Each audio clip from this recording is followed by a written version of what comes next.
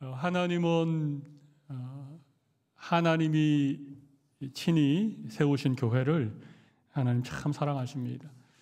하나님은 온 세상 만물을 다 사랑하시는 분이시지만 특별히 하나님의 피로 값주고 사신 교회를 하나님 정말 사랑하십니다. 하나님의 모든 관심이 사실 교회에 있다고 해도 과언이 아닙니다. 교회가 하나님의 사랑을 받을 만큼 그렇게 성숙한 공동체는 아니지 않습니까? 지상에 존재하는 모든 교회는 다 문제가 있습니다. 부족함이 있고 이런저런 그런 어려움이 교회 안에 있습니다. 그럼에도 불구하고 하나님은 교회를 사랑하십니다. 교회를 바라보실 때마다 아버지의 마음으로 그렇게 교회를 바라보시는 분이 하나님이시죠. 여러분, 신약 성경에는 많은 교회들이 소개되어지고 있습니다. 여러분이 잘 아는 첫 번째 초대교회인 예루살렘 교회를 비롯해서 이방인들에게 복음이 전해져서 세워졌던 안디옥 교회, 이 안디옥 교회는 세계 선교회의 전초기지가 되었죠. 그리고 우리가 잘 아는 에베소 교회나 빌립보 교회나 요한계시록에 나타나는 소아시아 7교회나 수많은 교회들이 성경에 기록되어져 있습니다. 그런데 이 많은 교회들 가운데 가장 문제가 많았던 교회가 어느 교회일까요? 아마 여러분들의 생각도 저와 비슷하리라고 생각합니다. 물론 소아시아 7교회 가운데 예수님께로부터 책망만 들었던 라오디게아 교회나 사대 교회도 있지만, 그러나 그런 교회들보다도 훨씬 문제가 많았던 교회는 오늘 우리가 함께 읽었던 이 고린도 전설을 받았던 고린도 교회입니다. 고린도 교회는 참 문제가 많은 교회였습니다. 그런데 이 문제가 많은 고린도 교회를 하나님이 사랑하시겠습니까? 사랑하지 않겠습니까? 사랑하시죠. 고린도 교회는 이 분쟁의 문제가 있었습니다. 나는 바울에게 속했다. 나는 아볼로에게서 배웠다. 나는 개밥하다. 이러면서 서로 분파를 나누어서 서로 그렇게 다투었습니다. 이 고린도 교회는 음행의 문제가 있었습니다. 여러분, 음행이 세상에 있는 것만 아니라 교회 안에도 있었습니다. 교회 성도들끼리 서로 문제가 생겼는데 그것을 세상 법정에 송사하는 문제도 있었습니다. 고린도 교회 안에는 은사가 참 다양했는데 그 은사를 가지고 질서를 어지럽히고 공동체를 깨트리는 그런 일들이 있었습니다. 교회 안에서 일어날 수 있는 모든 문제가 고린도 교회 안에 있었습니다. 정말 문제가 많았던 교회죠. 그런데 오늘 우리가 읽은 이 본문의 말씀을 보면 고린도 교회를 개척하고 그 교회를 세웠던 사도 바울, 그리고 1년 6개월 동안 목회를 했던 고린도 교회, 여러분, 바울이 수많은 교회를 개척하고 세웠는데 에베소 교회에서 3년 6개월 동안 목회한 것이 가장 길게 목회한 것이고, 두 번째로 가장 오랫동안 한 교회에서 목회한 교회가 어딘가 하면 고린도 교회입니다. 그만큼 바울에게는 특별한 의미가 있는 교회였고 바울이 정말 최선을 다하여 섬겼던 교회가 고린도 교회입니다. 그런데 그 교회 안에 지금 심각한 문제가 생겨난 것이죠. 그리고 바울을 향해서 비난하고 비방하는 일들도 있었습니다. 우리가 오늘 읽진 않았지만 오늘 본문 바로 앞에 있는 12절, 13절 말씀 보면 이런 말씀이 기록되어 있습니다. 또 수고하여 친히 손으로 일하며 모욕을 당한 적 축복하고 박해를 받은 적 참고 비방을 받은 적 권면하니 우리가 지금까지 세상에 더러운 것과 만물의 찌꺼기 같이 되었도다. 지금 누구에게서 비방을 받는다는 얘기일까요? 누구에게서 박해를 받는다는 얘기일까요? 바로 고린도 교회로부터 지금 비방을 받고 박해를 받는 것입니다. 서로 분쟁하면서 교회를 개척했던 그 바울에 대해서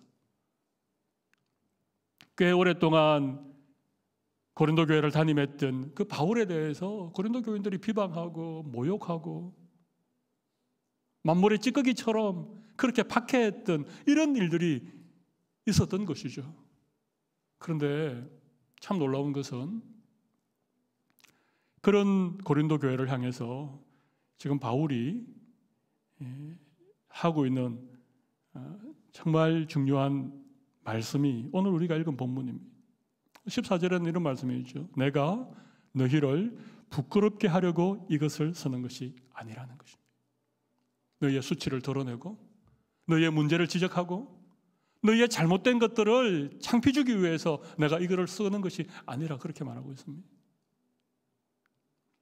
그리고 이어서 바울은 이렇게 얘기합니다. 오직 너희를 내 사랑하는 자녀같이 권하려 하는 것이라. 사랑하는 자녀처럼 내가 너희에게 지금 권하고자 한다. 그렇게 말씀하고 있습니다. 어쩌면 모든 시대에 존재했던 교회가 다 문제가 있고 오늘날의 수많은 교회들도 다양한 문제들을 가지고 있지요. 우리 사랑의 교회도 예외는 아닙니다. 우리 교회 안에도 어려움이 있습니다. 이런저런 성도들 간의 문제도 있을 수 있고. 그런데 오늘 교회를 바라보는 우리 하나님의 마음, 그 마음이 지금 사도 바울이 고린도 교회를 향하여 권면하고 있는 이 말씀 속에 참 잘 드러나 있습니다.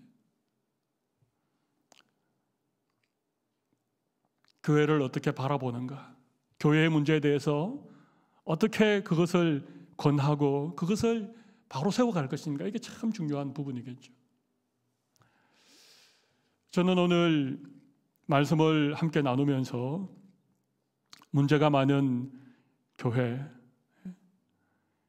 그렇지만 그런 교회일지라도 하나님이 여전히 사랑하고 계시기 때문에 이 교회를 통해서 계속해서 성도들이 자라나고 다음 세대의 믿음이 개성되어지고 하나님의 맡기신 복음의 역사를 계속 감당할 수 있는 교회가 되기 위해서 오늘 사도 바울이 고린도 교회를 향하여 권면하는 이 말씀을 우리가 좀 눈여겨볼 필요가 있다는 것입니다.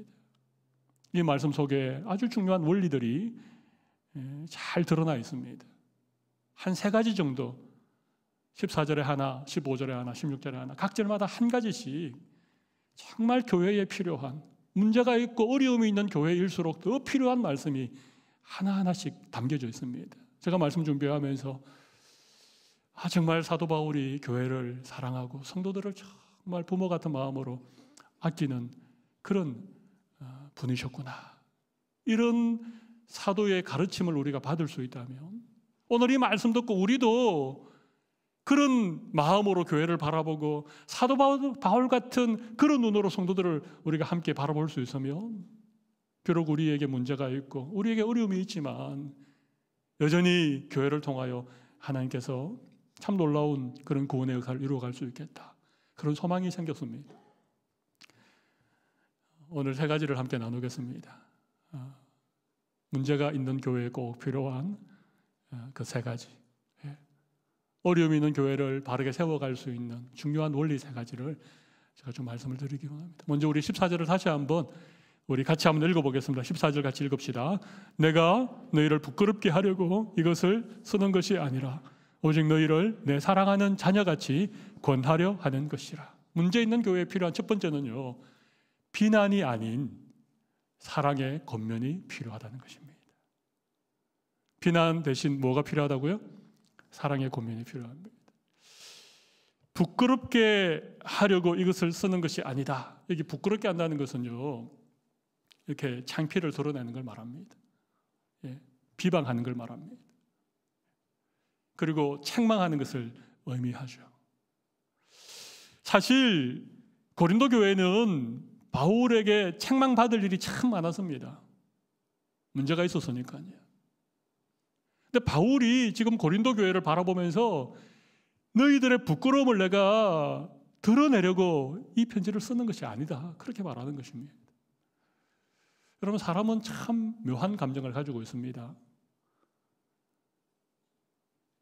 자기 자신의 잘못을 제일 잘 아는 사람이 누굴까요?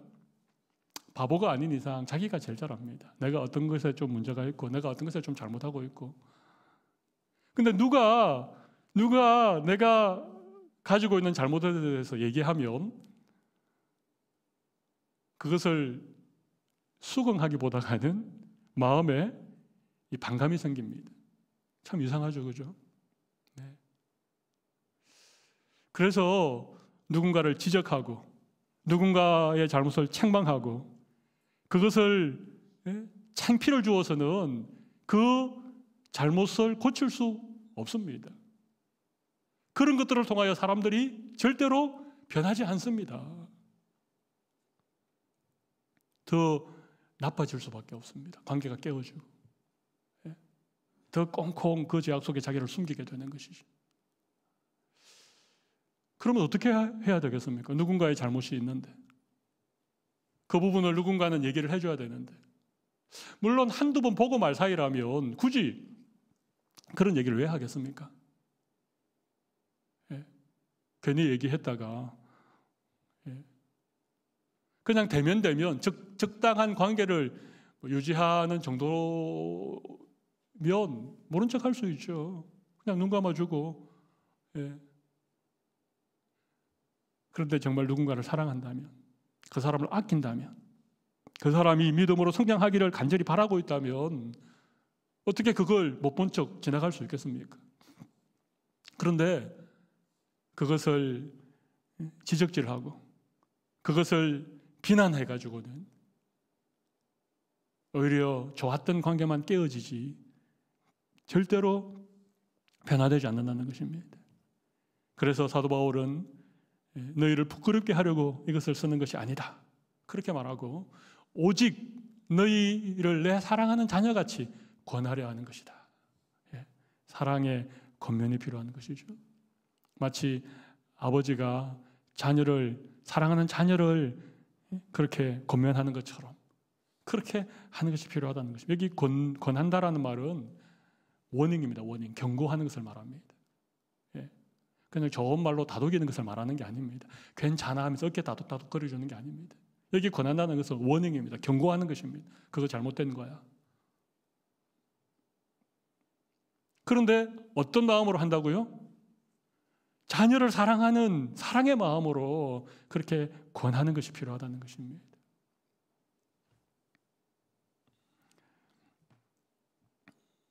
사도 바울은 고린도 교회 성도들을 바라볼 때 그들에게 부족함이 있었고 그들에게 문제가 있었고 그들이 지금 여전히 짓고 있는 죄가 있었지만 그들을 바라볼 때 마치 부모가 자녀를 바라보는 것 같은, 부모가 자녀를 사랑하는 마음으로 그들을 바라보고 그들의 수치를 드러내고 그들을 창피 주기 위해서가 아니라, 그들에게 비난하기 위해서가 아니라 그들을 사랑하는 마음으로 지금 권면하고 있는 것입니다. 여러분, 이게 필요합니다. 교회 안에는요, 사랑의 권면이 필요합니다. 정말 사랑의 마음으로 권하면 마음이 전달되기 때문에 상처받지 않습니다. 사랑을 느끼기 때문에 그 말 때문에 잘못되지 않습니다. 그런데 사랑 없는 비난, 사랑 없는 지적, 사랑 없는 어떤 징계, 이것은요 사람을 더 망치게 되어집니다. 바울이 어떻게 사랑으로 그들을 권면할 수 있었을까요? 그 이유는 사도 바울이 고린도 교회를 바라볼 때 내 사랑하는 자녀들이라고 생각했기 때문에 그렇습니다. 여러분, 바울은 결혼을 안 한 사람입니다. 바울에게는 육신의 자녀가 없었습니다. 그런데 어떻게 바울에게 이 아비의 심정이, 이 부모의 마음이 어떻게 바울에게 생기게 된 것일까요? 15절 말씀 보면 바울은 이렇게 말하고 있습니다. 그리스도 안에서 일만 서성이 있어되 아버지는 많지 아니하니 그리스도 예수 안에서 내가 복음으로써 너희를 낳았습니다. 그렇습니다. 바울은 복음으로서 낳은 영적 아들들이 있었습니다. 대표적인 사람이 디모데 같은 사람이죠. 빌레몬서에 나오는 오네시모 같은 사람, 그의 신실한 일꾼이었던 디도 같은 이런 사람들을 바울은 복음으로 낳은 아들이라고 그렇게 말합니다. 그리고 무엇보다도 바울에게 아비의 심정이 있었던 이유는 저는 바울이 하나님 아버지의 마음을 잘 알았기 때문이라고 생각을 합니다. 하나님의 마음이 어떠한지에 대해서. 그래서 바울은 사랑하는 자녀를 권하는 것 같은 그런 마음으로 사실 책망 대신, 비난 대신 고린도 교회 성도들을 이렇게 권면할 수 있었던 것입니다. 우리가 두 번째 생각해 볼 말씀은 15절에 나오는데요. 선생이 아닌 영적 부모가 필요하다는 것입니다. 15절에 보면 그리스도 안에서 일만 서성이 있다, 그런 말이 있죠. 일만 서성이라는 말은 서성이 많다는 것입니다. 우리 한글 성경에는 서성이라고 번역되었지만 정확한 번역은 선생입니다. 갈라디아서 3장 24절에 보면 몽학 선생이라고 나오는데 똑같은 헬라어입니다. 그 당시에는 선생 두기를 좋아해서 이 개인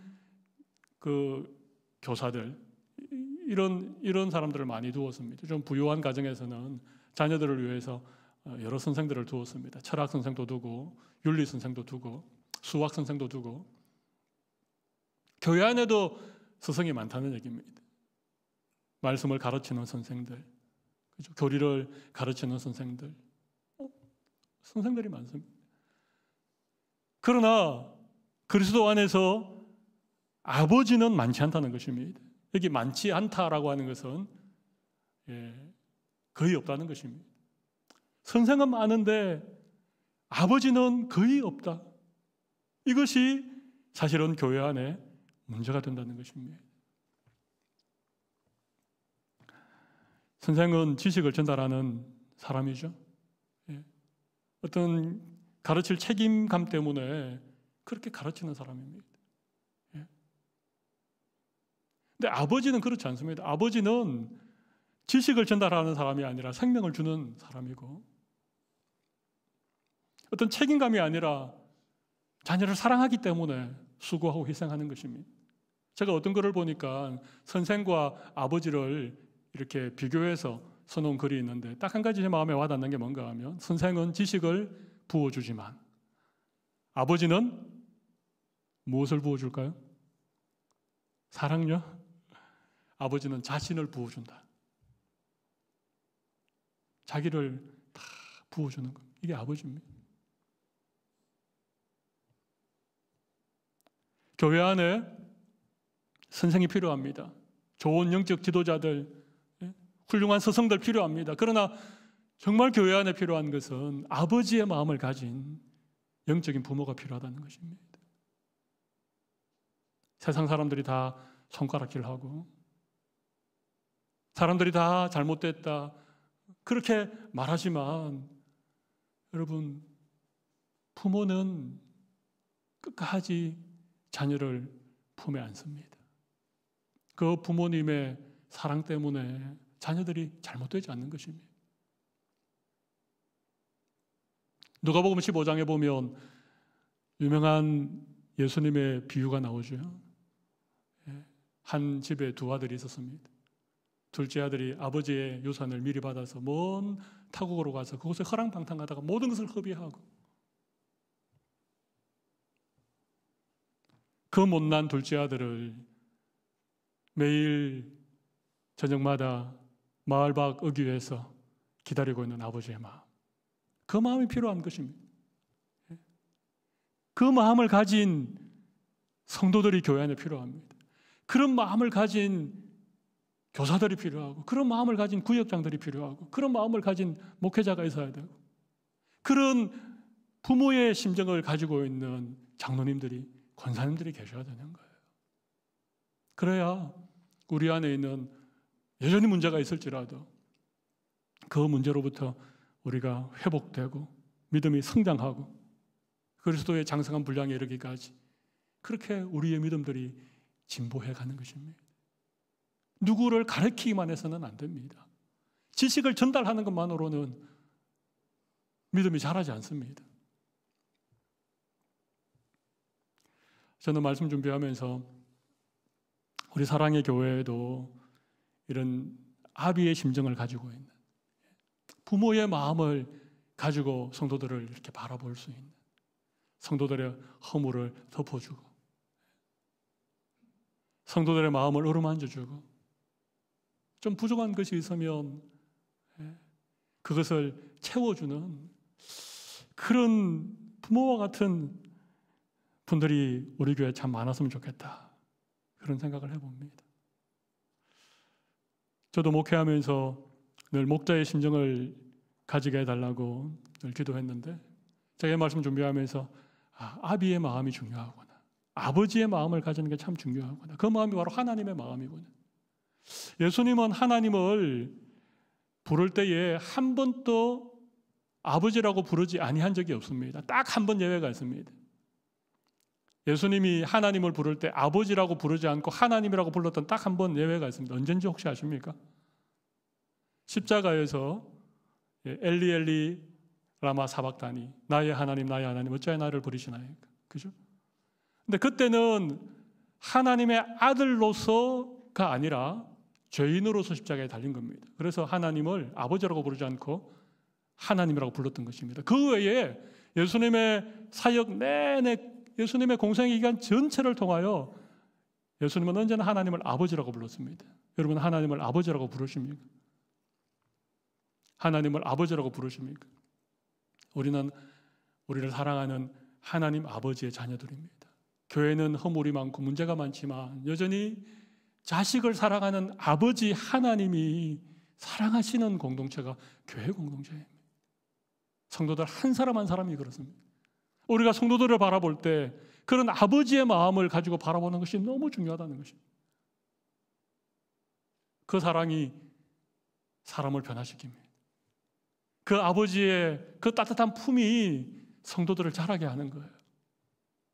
가르치고 훈련시키고 지적하고, 그것이 아니라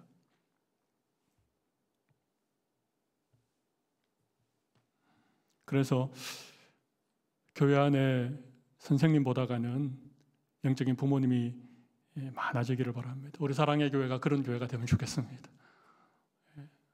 이 자리에 구역장님들 계시지요. 또 선생님들도 계시지요. 또 우리 집사님, 권사님, 장로님, 직분자들이 계시지요. 좀 연세가 좀 이렇게 있으신 연장자들이 계시지요. 우리 모두 영적인 부모가 되어야 됩니다. 바울은 그 부모의 마음으로 고린도 교회를 바라보니까 그들을 사랑할 수밖에 없었고,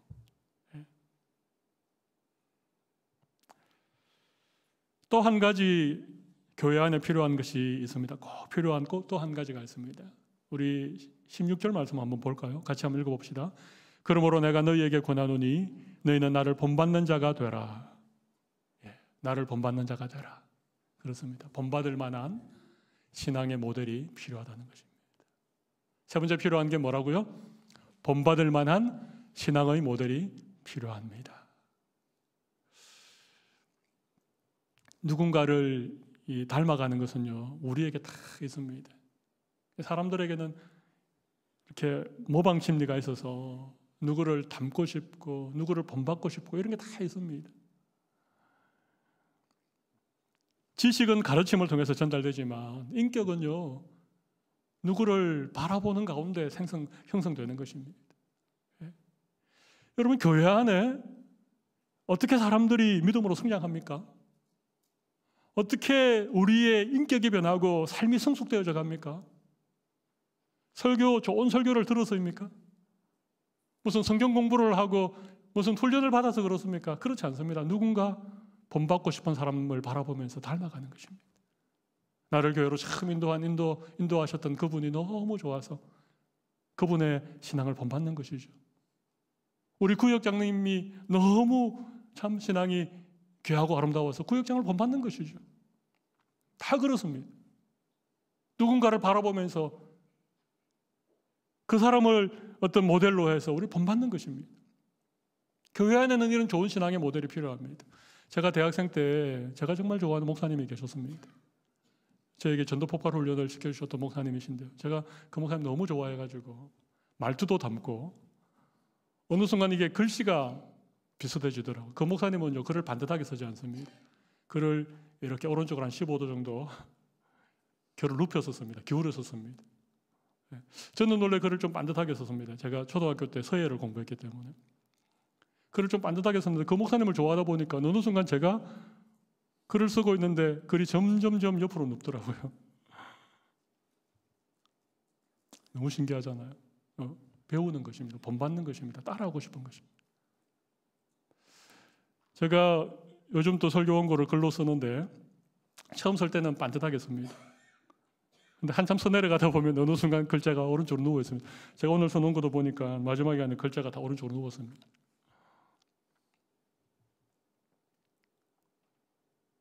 그럼 신앙은 본받는 것이에요. 내가 좋아하는 사람, 내가 존경하는 사람, 내가 볼 때 참. 근데 여러분, 본받는다는 게 어떤 걸 본받는 것일까요? 사도 바울이 너희는 나를 본받는 자들아 이렇게 말할 때 무엇을 본받으라고 하는 것일까요? 우리 고린도전서 11장 1절에 보면 바울이 또 한 번 이렇게 얘기하는 게 있습니다. 우리 같이 한번 읽어볼까요? 내가 그리스도를 본받는 자가 된 것 같이 너희는 나를 본받는 자가 되라. 바울이 나를 본받는 자가 되라, 이 말은 교만한 말이 아닙니다. 이 말은 뭐 자기가 대단하기 때문에 나를 본받아라 그런 얘기가 아니라 내가 예수님을 본받는 것처럼 너희도 나를 본받아 예수님을 닮아가기를 원한다, 그런 얘기입니다.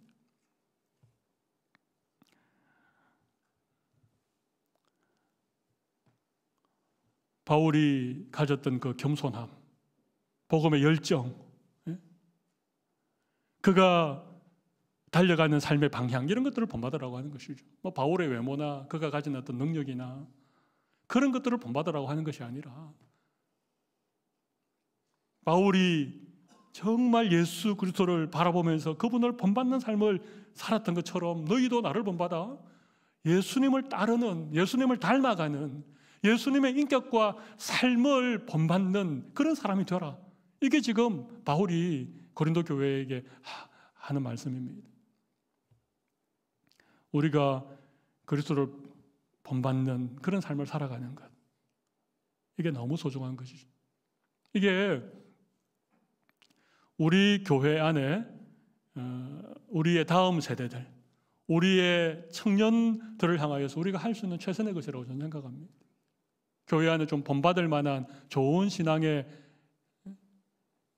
분들이 계신 것, 이겁니다. 네. 우리가 뭐 대단한 사역을 하지 않아도, 어떤 프로그램을 하지 않아도 교회 안에 어른들을 바라보면서, 기성세대를 바라보면서 정말 저 집사님이라면, 정말 저 장로님이라면 본받고 싶은 누군가가 있는 것, 이게 다음 세대를 위해서 우리가 할 수 있는 최선의 것이라는 것. 믿음이 다음 세대에 개성되기 위해서는 꼭 그래야 됩니다. 여러분, 좀 마음에 때로는 좀 욱하는 것도 있으시죠? 그죠? 좀 한마디 해주고 싶은 그런 일도 있잖아요. 그죠? 그럴 때마다 생각하십시오. 좋은 신앙의 모델을 내가 해야 되겠다. 여러분, 바울인들 고린도 교회의 그 문제만은 그 성도들을 향하여서 하고 싶은 말이 왜 없었겠습니까? 그는 사도였고 고린도 교회를 개척했던 개척 목회자였고 1년 6개월 동안 담임했던 그런 바울인데, 바울이 고린도 교회를 향해서 책망하고 그렇게 왜 할 수 없었겠습니까? 근데 바울이 그때 생각한 거죠. 내가 본을 보여야 되겠다. 100마디 말보다 좋은 신앙의 본을 보이는 것들을 통해서 고린도 교회 앞에 지금 신앙의 모델을 제시해주고 있는 것이죠. 저는 이게 훨씬 효과적이었다고 저는 생각합니다. 가르치고 책망하고 지적질하기보다는 그들을 사랑하고 부모의 마음으로 그들을 안아주고 내가 좋은 본을 보이는 것, 이것이 이 시대의 교회들 안에도 꼭 필요한 것입니다. 우리 사랑의 교회가 정말 좋은 교회가 되려면 우리의 자녀들이 신실한 믿음의 사람으로 그렇게 자라나려면 우리 안에 이런 것들이 좀 회복되어야 됩니다. 교회에서 상처받는 젊은이들이 많이 있죠. 그래서 교회를 떠나는. 젊은이들의 문제가 아니고 우리들의 문제입니다. 우리가 좋은 신앙의 모델을 보여주지 못했기 때문에 늘 싸우고 늘 문제를 일으키고 조금 더 양보하지 않고 세상과 똑같이 교회도 하고 이런 것들을 순수한 젊은이들 바라보면 실망하는 거예요.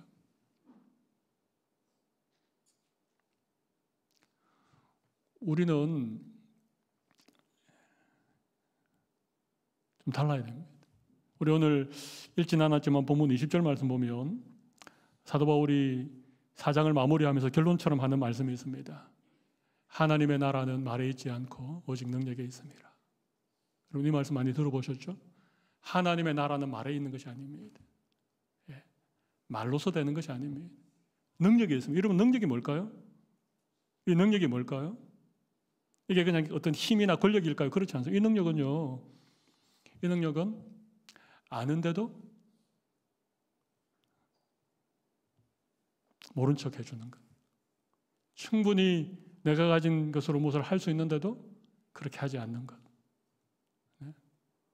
나도 비난하고 나도 부끄럽게 할 수 있지만 오히려 그것을 내가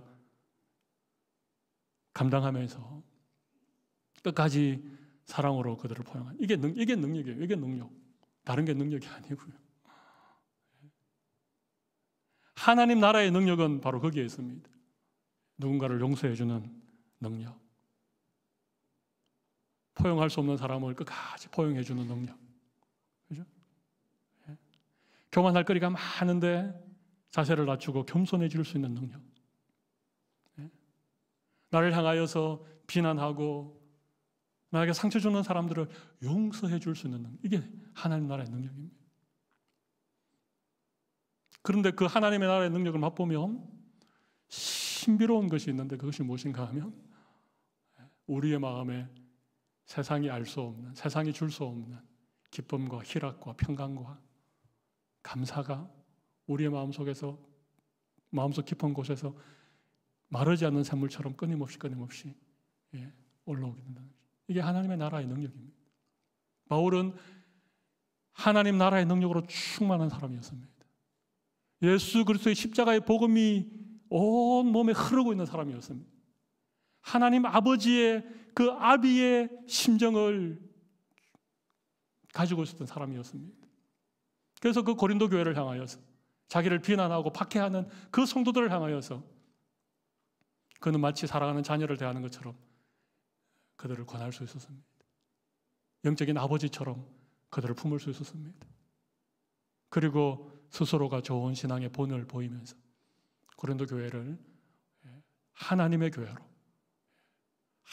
교회로 그렇게 세워가게 된 것입니다. 사랑하는 성도 여러분, 우리가 가정에서 자녀를 양육할 때도 마찬가지고 우리가 교회를 섬기는 일에도 마찬가지입니다. 목회자인 저도 우리 교회 지도자들이신 그런 직분자들도 다 마찬가지입니다. 오늘 이 바울이 보여주었던 이 세 가지 마음들, 이 모습들을 우리가 잘 간직하고 그렇게 우리가 신앙생활하고 그렇게 우리의 가정에서 우리의 역할들을 감당한다면 우리 안에 하나님의 나라의 능력들이 회복되어지고 우리 안에 우리의 다음 세대들이 우리보다도 훨씬 신실한 믿음의 사람들로 자라나는 그런 놀라운 역사가 일어나리라고 생각을 합니다.